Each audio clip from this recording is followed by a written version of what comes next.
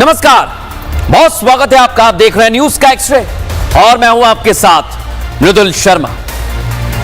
आपको बता दें, न्यूज का एक्सरे सैमसंग, और आज मैं आपको बताने वाला हूं दर्शक, साल 2025 आ गया है, लेकिन यह सनातन का साल होगा दर्शक। एक तरफ आप देख रहे हैं संभल में मिला कार्तिकेय मंदिर और दूसरी तरफ आप देख रहे हैं कुंभ की तैयारी। लेकिन मैं क्यों कह रहा हूं ऐसा कि यह सनातन का साल रहने वाला है, इसको लेकर बड़ी वजह सामने आई है दर्शकों। 2025 सनातन का साल होने वाला है। फिर सुन लीजिए, आज साल का पहला दिन है। पहले दिन जो तस्वीरें सामने आई हैं वो ये सब कुछ बयां करती हैं। ये 2025 में भक्त सनातन के रंग में गोते लगाएंगे। अब मैं ऐसा क्यों कह रहा हूं दर्शकों, बताता हूं। कहा जा रहा है कि सनातन का परचम लहराएगा और हर सनातनी मजबूत होता चला जाएगा, और जो दावे किए जा रहे हैं वो सही साबित होने पर इतिहास को खोदकर बाहर निकालेंगे, और उस खुदाई से निकलकर जो सच सामने आएगा वो सनातन के साक्ष्य से हिंदुत्व का पताका बुलंद करेगा, जैसा यहां पर पूजा के दौरान भक्तों ने कहा है। उत्तर प्रदेश के संभल में हर रोज हो रहा है दर्शकों ये मंदिर, कई साल बाद सामने आएगा।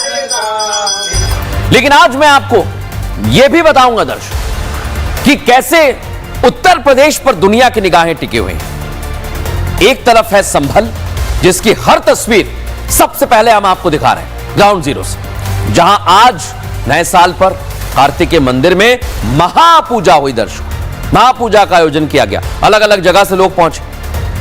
और दूसरी तरफ है प्रयागराज, जिसका इंतजार आप सभी कर रहे हैं। महाकुंभ होने वाला है और इस आयोजन में अमृत स्नान करने के लिए, अब शाही स्नान नहीं होगा, यह भी सुन लीजिए, अमृत स्नान करने के लिए आप भी उत्साहित हैं। लेकिन इसे लेकर किस तरह की तैयारियां की जा रही है, संभल में क्या हो रहा है, आज आपको एक एक चीज बताने वाला हूं दर्शकों। किस तरह से अभी तक हमने देखा है सनातन का पताका बुलंद होता हुआ, लेकिन क्यों सनातन को लेकर अब नई नई भविष्यवाणी की जा रही है, रिपोर्ट में दिखाता हूं।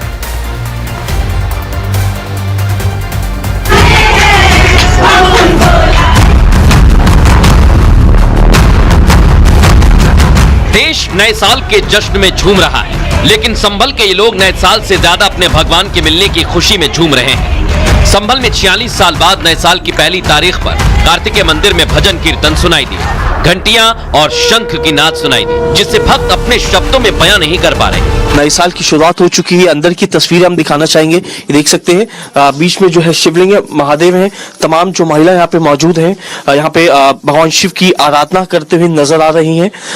जल भी चढ़ाया जा रहा है भगवान शिव जी को। सामने हनुमान जी हैं। लगभग 46 साल से ये मंदिर बंद था, लेकिन मंदिर खोला गया है। सभी लोग जो है दर्शन करने पहुंच रहे हैं। नए साल के मौके पर संभल ही नहीं बल्कि आसपास के शहरों से भक्त पहुंच रहे हैं और अपने आराध्य को देखकर भावुक हो गए हैं। में कोई जानकारी नहीं थी, लेकिन बहुत अच्छा लगा जब 46 साल बाद मंदिर खुला, और योगी जी के लिए बहुत बहुत धन्यवाद जो उन्होंने इतना कुछ कराया है। बहुत खुशी है हमें, बहुत अच्छा लग रहा है। मंदिर ऐसी, इस मंदिर में जय जयकार रहे, बहुत खुश है हम तो इस मंदिर में। हम तो पहली बार आए इस गली में भी, इस मंदिर में भी।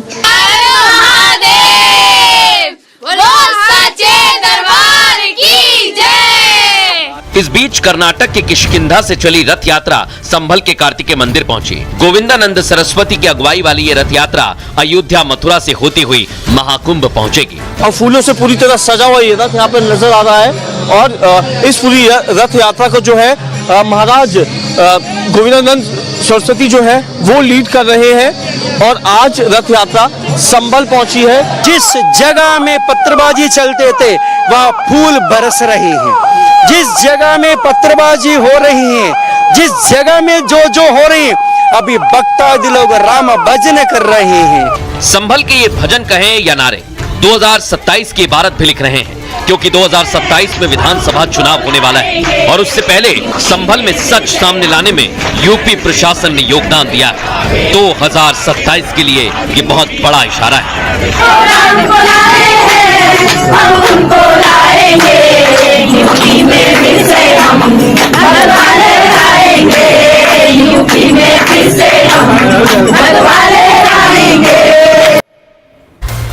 अब ये सभी जनता कह रही है दर्शकों, लेकिन संभल में ये नजारा जो हम आपको दिखा रहे हैं वो मुख्यमंत्री योगी आदित्यनाथ के कारण मुमकिन हो पाया, जनता कह रही है। खग्गूसराय इलाके में आज नव वर्ष के मौके पर जो नजारा देखने को मिला वो पिछले 46 सालों से अलग है दर्शकों। ये देखिए, यहां पर धूल खाता हुआ मंदिर था, ताला लटका हुआ था, गेट बंद था।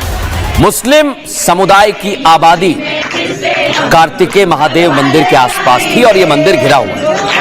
46 साल ताला लटका रहा है यहां पर, लेकिन इस साल मंदिर की सुबह कुछ ऐसी रही दर्शकों। श्रद्धालु बड़ी संख्या में पहुंचे, स्वामी गोविंदानंद सरस्वती पहुंचे और उन्होंने हनुमान जी को लेकर कार्तिकेय महादेव मंदिर में पूजन भी किया। संभल की 24 परिक्रमा के लिए किष्किंधा रथ यात्रा निकली। गोविंदानंद सरस्वती शिव मंदिर पहुंचे, पूजा अर्चना की। उन्होंने पीएम मोदी और सीएम योगी आदित्यनाथ से अयोध्या की तरह संभल के विकास की मांग की है और कहा कि आज मुस्लिम समाज भी स्वीकार कर रहा है कि संभल में भगवान कल्कि आएंगे, ये उन्हीं का क्षेत्र है। क्या कह रहे हैं गोविंदानंद सरस्वती, सुनवाते हैं आप। जैसा त्रेता युग में श्री रामचंद्र भगवान की सेवा में हनुमान जी आ गया, ऐसे ही द्वापर युग में कृष्ण भगवान की सेवा में हनुमान जी आ गया, ऐसे ही कल्कि भगवान की सेवा में संभल गांव में हनुमत जन्मभूमि से हनुमान जी आकर भगवान के दर्शन किया, भव्य कार्य संपन्न हुआ। इससे साबित हो गया कि हनुमान जी का मोहर लग गया। अब दर्शकों, जब भी बात सनातन की आती है हर कोई पीएम मोदी और सीएम योगी पर भरोसा जता रहा है, जैसा अभी भक्त और गोविंदानंद सरस्वती को सुना। लेकिन दर्शकों, इस मसले पर सियासत ना हो ऐसा हो नहीं सकता। विरोधी बौखला गए। एआईएमआईएम चीफ असद उद्दीन ओवैसी संभल में शाही जामा मस्जिद के सर्वे का मुद्दा उठाते हैं सबसे पहले। तब से लगातार सवाल पूछ रहे हैं, वो पीछे नहीं हटे। और अब तो मस्जिद के सामने चौकी बन रही, देख लीजिए तस्वीर, रोज दिखा रहा हूं आप कैसे काम चल रहा है। एक एक दिन हर रोज अपडेट आपको दे रहा हूं। मस्जिद के सामने सत्यव्रत चौकी बन रही है, तो असद उद्दीन ओवैसी रोज नए नए तर्कों के साथ आ जाते हैं। लेकिन फैक्ट क्या है ये आपको आगे बताऊंगा। ओवैसी संभल पर बात कर रहे हैं, सीएम योगी को कोस रहे हैं, लेकिन अब ओवैसी इससे एक कदम और आगे बढ़ गए और अब वो संभल के प्रशासन पर सवाल उठाने लगे। बड़ी बात क्या है दर्शक कि संभल का प्रशासन असद उद्दीन ओवैसी के दावे की पोल खोल रहा है और अब ओवैसी को समझ नहीं आ रहा करे तो करे क्या। देखिए रिपोर्ट।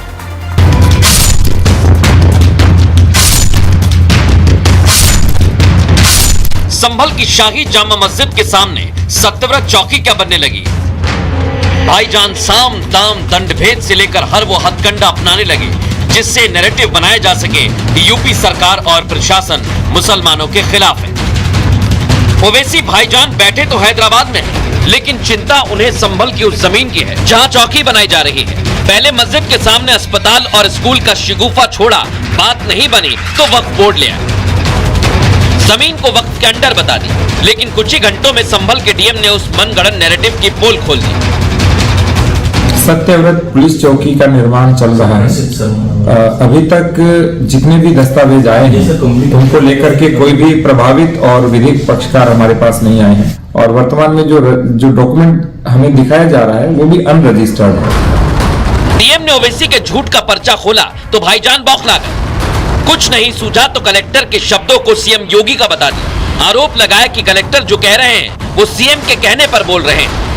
संभल की मस्जिद के सामने 5 फीट के फासले पर आउटपोस्ट बना रहे। मुरादाबाद के 39A में वो वक्फ का दर्ज है।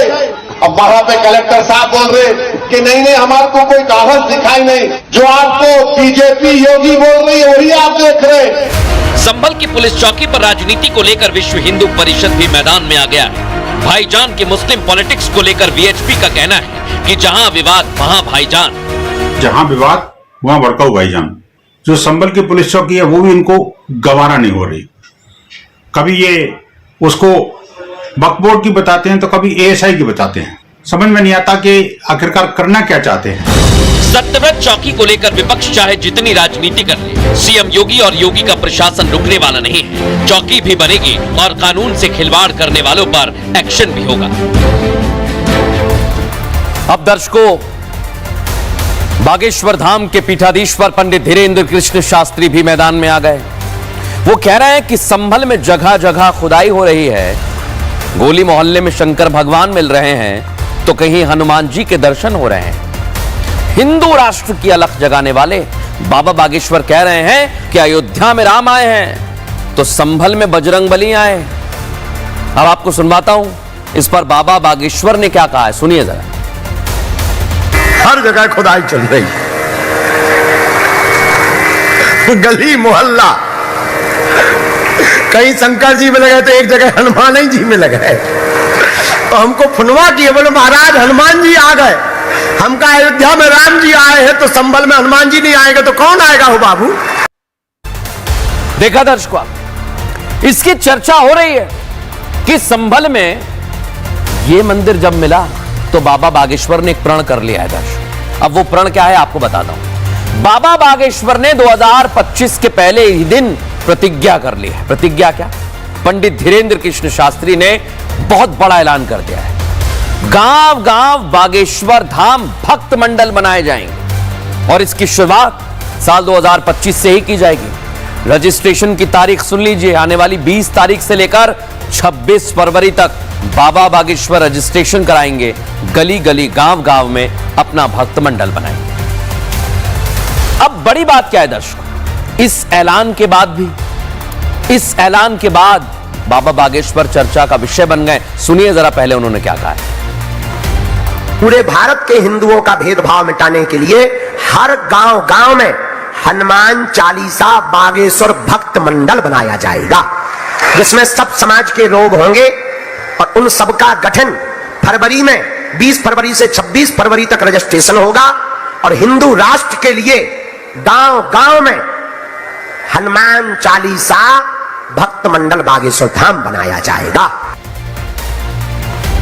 तो यह संकल्प आपने सुन लिया दर्शकों। 2025 मैंने आपसे शुरुआत में कहा सनातन का साल होगा, एक एक करके क्या कहा जा रहा है ये सुनवा रहा हूं आपको। लेकिन अब एक और महत्वपूर्ण चीज बता रहा हूं आपको कि प्रयागराज में दुनिया की निगाहें टिक गई हैं, क्योंकि अब से 12 दिन बाद महाकुंभ की शुरुआत होने जा रही है और मुख्यमंत्री योगी आदित्यनाथ प्रशासन के साथ मिलकर महाकुंभ की सारी तैयारियां पूरी कर रहे हैं। तस्वीरें आप देख लीजिए। योगी आदित्यनाथ अब तक 5 बार प्रयागराज का दौरा कर चुके हैं और अभी एक दिन पहले ही वो प्रयागराज पहुंचे थे।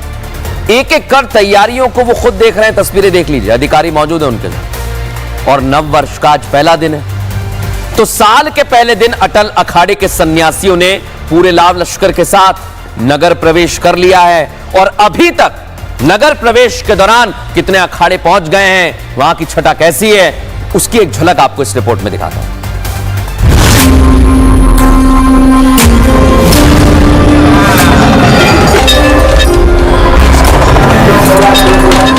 धर्म, आस्था और संस्कृति के संगम का मेला, भारत की एकता का महोत्सव महाकुंभ। संगम नगरी सज गई है, तैयार है, इंतजार है 13 जनवरी का, जब दुनिया के सबसे बड़े सनातनी मेले का शंखनाद होगा। शंखनाद के लिए अखाड़ों का जमघट भी लगने लगा है। महाकुंभ नगर में जूना अखाड़े का नगर प्रवेश हुआ। पैदल, घोड़े और रथ पर सवार हजारों की संख्या में साधु संतों का नगर प्रवेश हुआ है। महाकुंभ के लिए अटल अखाड़े ने भी कुंभ नगरी की ओर कदम बढ़ा दिए हैं।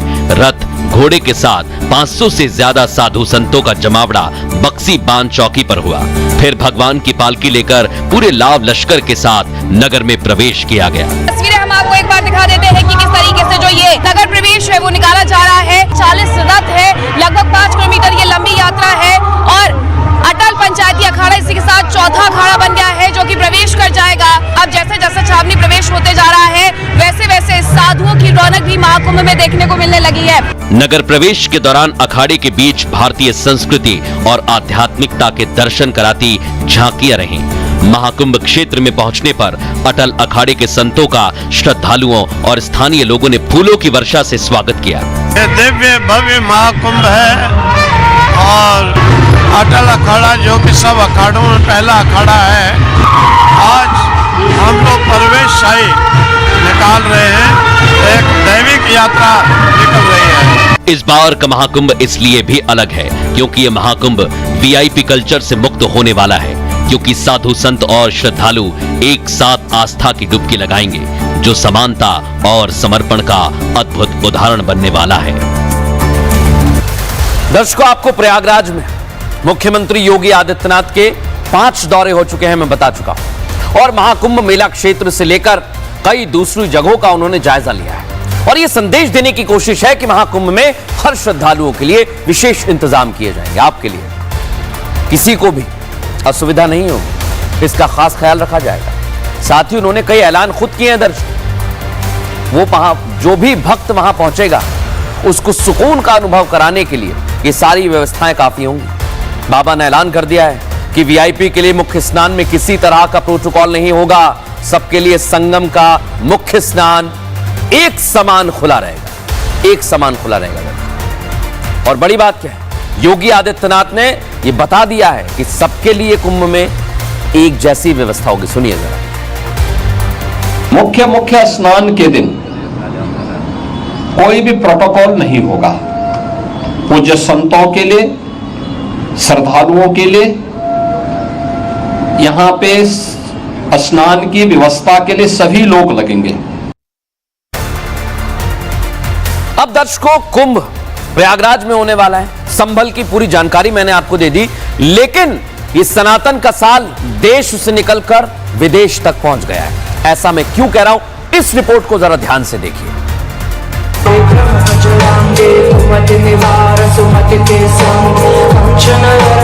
ये सनातन की शक्ति है जिसकी गूंज विदेशों में भी सुनाई दे रही है। धरा विदेशी है लेकिन सुर सनातनी है। सनातन ही ऐसा धर्म है जिसमें कहा जाता है विश्व का कल्याण हो, और शायद यही कारण है कि विदेशी जमीन पर भी सनातन का झंडा बुलंद हो रहा है।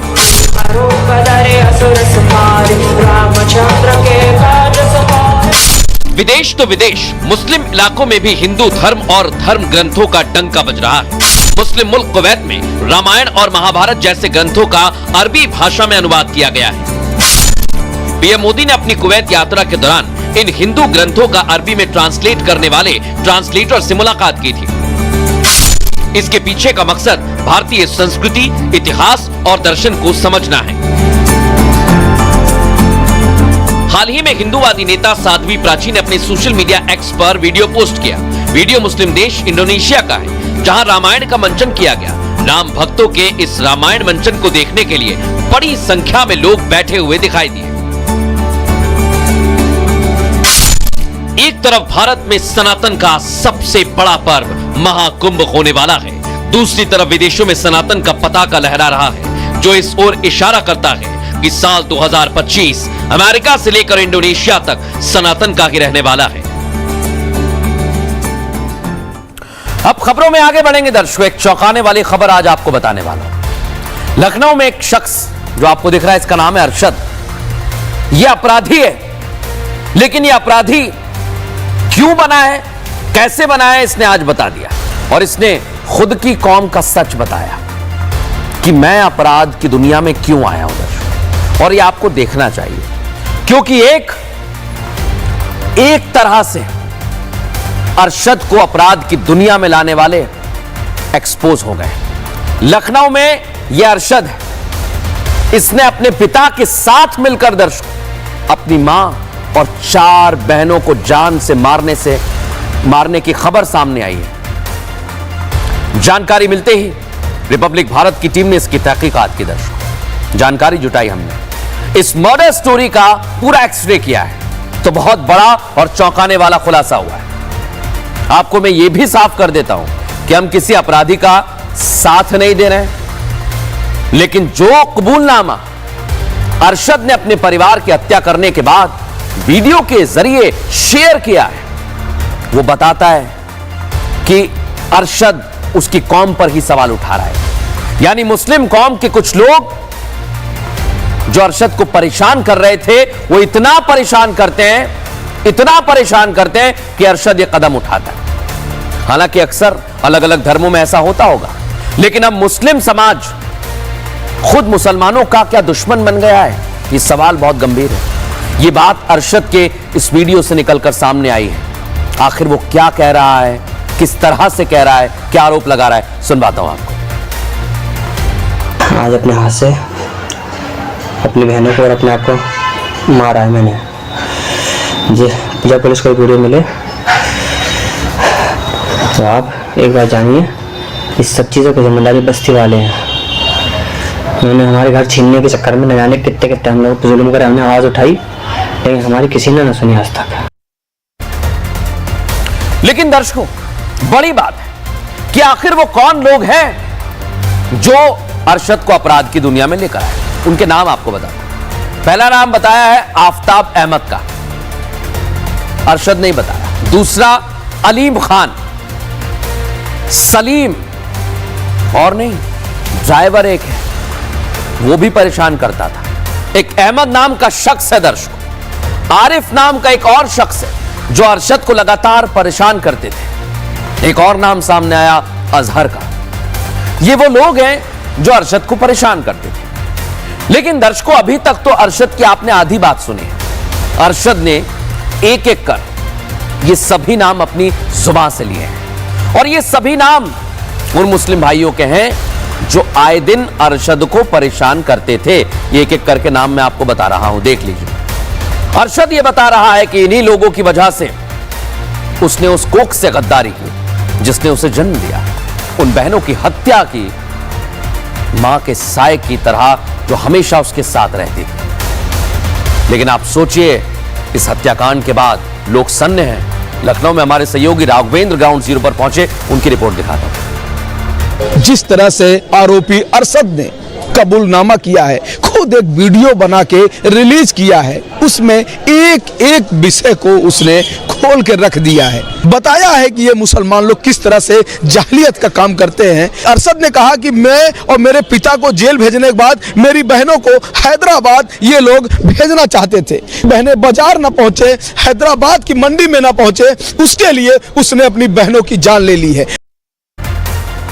अब इस बात में कितनी सच्चाई है तो जांच का विषय है दर्शकों। लेकिन अरशद और भी गंभीर आरोप लगाता है। क्या कहता है? बस्ती के मुसलमान हथियारों की सप्लाई करते हैं, बस्ती वालों के आतंकियों से संबंध है। जिस इलाके में वो रहता है उसे बस्ती बता रहा है। वो कह रहा है कि बस्ती के लोगों पर लड़कियां बेचने तक के आरोप हैं। अरशद की ड्रग्स सप्लाई के भी इल्जाम सामने आए हैं दर्शकों। नकली नोट की खरीद फरोख्त के आरोप अरशद लगा रहा है। गली मोहल्ले के मुसलमानों पर कह रहा है कि वो बहनों पर गलत नजर रखते हैं, झूठे मामले में फंसाकर जेल भिजवाना चाहते थे मुझे, बहनों से जिस्म फरोशी का धंधा करवाना चाहते थे। अरशद परेशान होता है, कहता है कि मैं अपना धर्म परिवर्तन करना चाहता था, लेकिन आखिर उसे समझ नहीं आया करना क्या है। अब आप सोचिए, क्या ये संभव है? ये सारी बातें हमें भी हैरान करती हैं और शायद यही वजह है आरोपी अरशद मुस्लिम धर्म छोड़कर हिंदू धर्म अपनाना चाहता था। धर्म परिवर्तन की सोच उसमें कहां से आई? उसने अपने वीडियो में इसका भी खुलासा किया है। अरशद केंद्र की मोदी सरकार और यूपी सरकार की जीरो टॉलरेंस की नीति से प्रभावित था, यानी अपराधियों पर एक्शन से प्रभावित, लेकिन खुद अपराध की दुनिया में आ गया। वो तारीफ भी करता है, उसके वीडियो में एक एक तारीफ आपको सुनना होगा। साथ ही बस्ती के लोगों पर एक्शन की मांग करता है कि वो एक्शन लेने का वक्त आ गया है। अब सवाल यह दर्शकों कि अरशद कितना परेशान था और क्यों उसने कदम उठाया है, लेकिन इन सब के पीछे कौम को वो वजह बता रहा है। देखिए रिपोर्ट।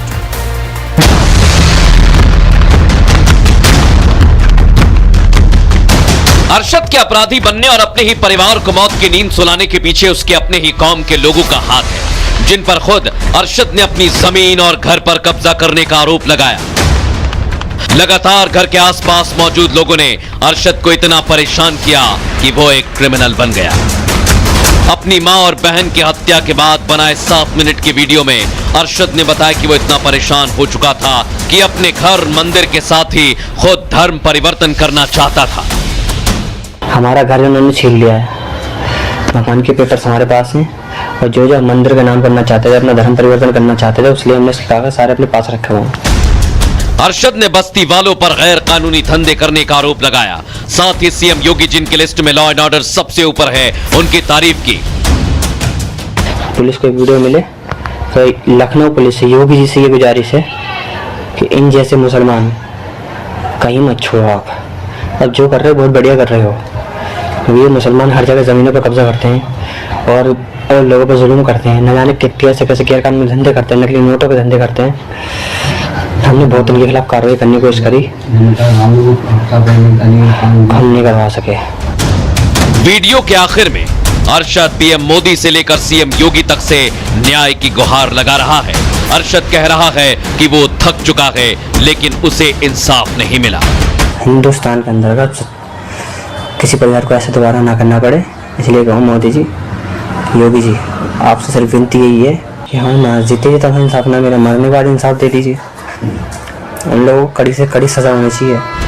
अरशद ने कानून अपने हाथ में लिया और कानून के तहत ही उसके खिलाफ एक्शन भी होगा। लेकिन पुलिस प्रशासन अब वीडियो में अरशद के लगाए आरोपों की जांच करेगा और आरोपों में सच्चाई निकलती है तो उसका हिसाब भी होगा। लेकिन दर्शकों, एक ऐसा कमरा है जिसमें बहुत कुछ छिपा हुआ है। वो कमरा नंबर 109, उसकी कहानी क्या है? पुलिस ने आरोपी अरशद को तो हिरासत में ले लिया है। पुलिस आरोपी के पिता बदर को खोज रही है, वो कहां चला गया? आरोपी अरशद के पिता पर भी हत्या का आरोप है दर्शकों, और पुलिस हत्याकांड के हर पहलू से जांच कर रही है क्योंकि अरशद गंभीर आरोप लगा रहा है। इन आरोपों में कितनी सच्चाई है, इसकी पूरी अपडेट, पूरी जानकारी, पूरी जांच पड़ताल पुलिस की टीम कर रही है। अभी पुलिस क्या खुलासा कर रही है सुनवाता हूं आपको। आगरा में जो मोहल्ले वाले हैं उनके साथ कुछ विवाद था, जिसके चलते इन्हें ये डर था कि अगर इन्हें कुछ हो जाता है तो इनके बाद इनके परिवार वालों का क्या होगा। तो इसके चलते इन्होंने पूरी योजनाबद्ध तरीके से घटना कारित करी, टीमें लगी हुई हैं, जल्द आगे कार्रवाई होगी। अब दर्शकों, एक्शन तो आगे लिया जाएगा, लेकिन क्या वाकई कौम से परेशान हो गया था अरशद, इसलिए उसने कदम उठाया? ये जांच का विषय। बहरहाल न्यूज का एक्स्ट्रा में इतना ही, लेकिन आपको बता दें पूरा शो कैप्चर किया जा रहा था सैमसंग गैलेक्सी S24 अल्ट्रा पर। एक छोटा सा ब्रेक, जल्द हाजिर हो रहे हैं।